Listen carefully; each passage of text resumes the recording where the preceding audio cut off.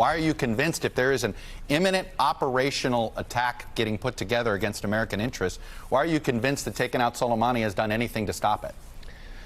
We would have been culpably negligent had we not taken this action. The American people would have said that we weren't doing the right thing to protect and defend American lives. President Trump has been crystal clear. Is it that imminent? Is the threat, is what the attacks he was putting together so imminent and so big it would have been seen as that kind of negligence?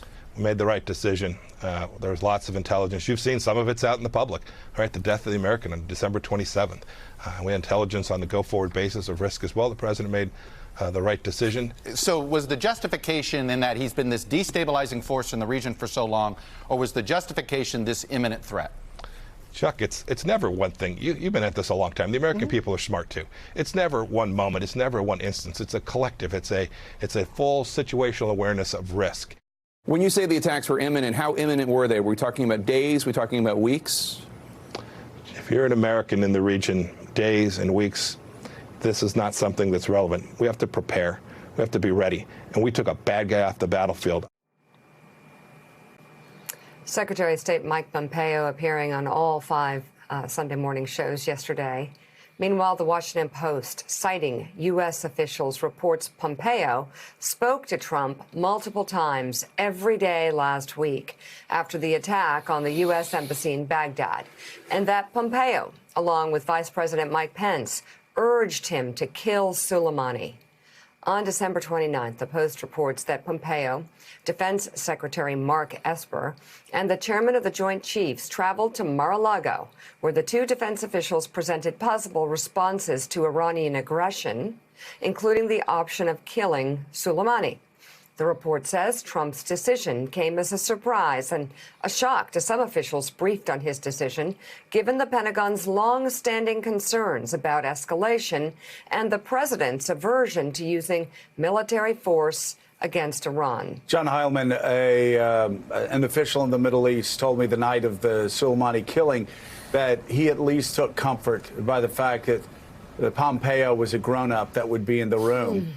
It ends up, according to the reports over the past 24 hours, that it was that, quote, grown-up that actually pushed Donald Trump to this act of brinkmanship on Iran.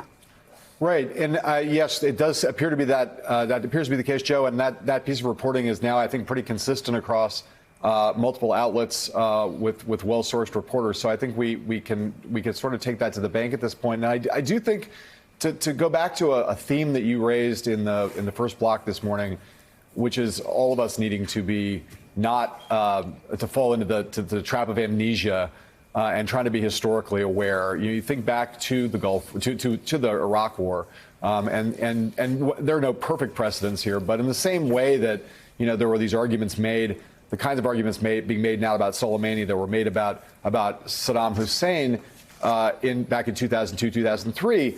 You have this cadre of advisors around Donald Trump who are very much like the neocons around George W. Bush, who had the agenda coming into the administration of trying to find a way to get Saddam Hussein out of power, and took 9/11 as an unjustified, in that case, excuse to move on Iraq.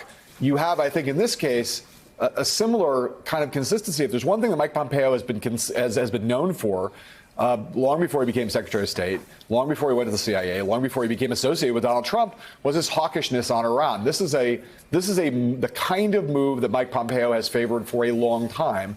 And again, we don't want to. It is the case. Soleimani, bad guy.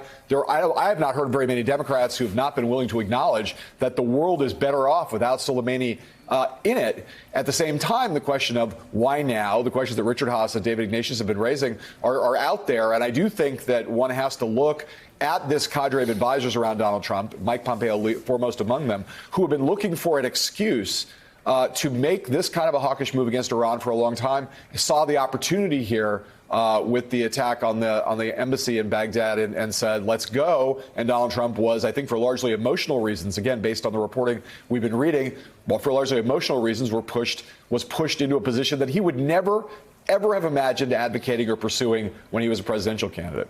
Thanks for checking out MSNBC on YouTube, and make sure you subscribe to stay up to date on the day's biggest stories. And you can click on any of the videos around us to watch more from Morning Joe and MSNBC. Thanks so much for watching.